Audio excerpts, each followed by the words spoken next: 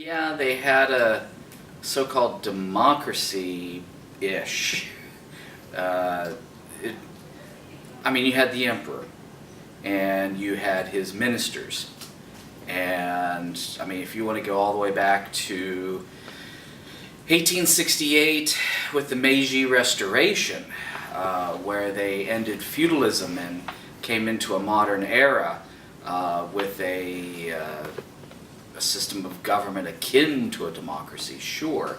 But as far as militarism, what you really see militarism happening is probably in the late 20s, around that time.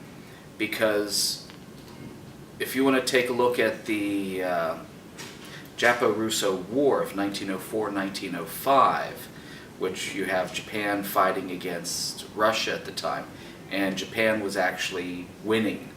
And you have Japan accepting a peace negotiation brokered by U.S. President Teddy Roosevelt. And the Japanese really weren't thrilled with the outcome of this. It was essentially a stalemate.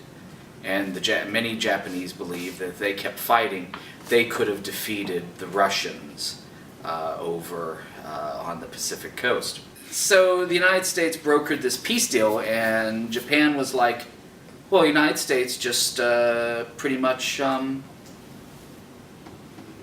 should I say this nicely,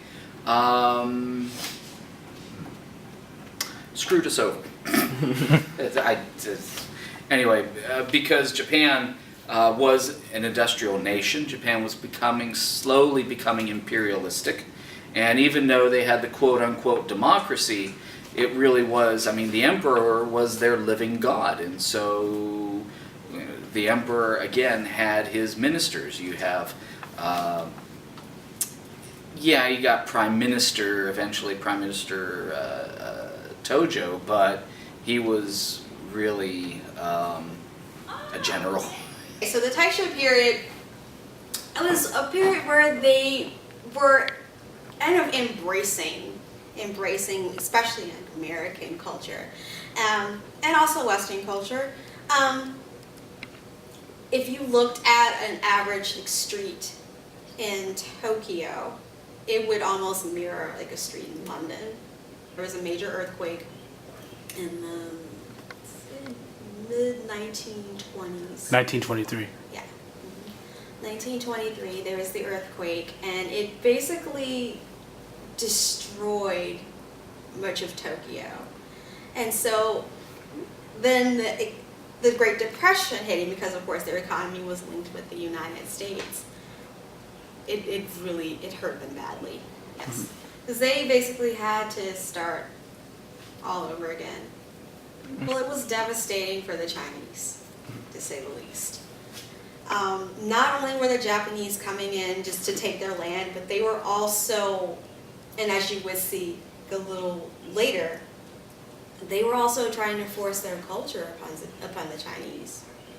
And that's why even today there's such a strained relationship between China and Japan. You had to prove your loyalty and honor with everything that you did. It was very strict. If you did anything to disobey your general or the emperor, your life is going to be ruined. And most Japanese soldiers, if they felt like they had dishonored or didn't do their duty to the fullest, just in general, they're going to feel like life is just not worth living. And they can't, go home to their families and face that shame. So yeah, they had a lot of pressure on them. I mean, just like any soldier would, but they had that extra pressure partially because it was still linked to that traditional culture. If they adopted more modern, more westernized weapons, then that would make it seem like they were kind of giving in. This is something that they really did not want to do. It was just pride. But what I found really interesting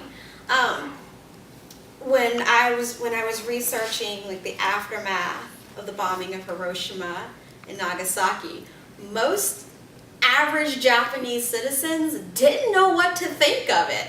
They were mostly in shock, not necessarily angry, and some of them would go on to say, well, you can't really blame the American government.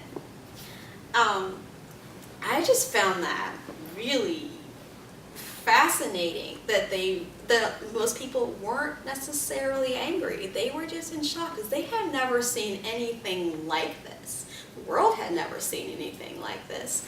And so they didn't know exactly how to respond.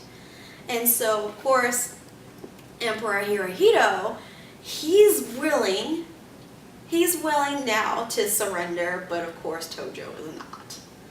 Tojo is kind of holding back, saying, no, we're not giving in just yet. That's why it took them so long to surrender, even after Nagasaki. And during that period, that immediate aftermath of Hiroshima, they're just dealing with the burns and the radioactive fallout, because they don't know what it is. So you have a lot of people who don't know how to protect themselves. You had people who, like school children, all they could basically do was get under their desks.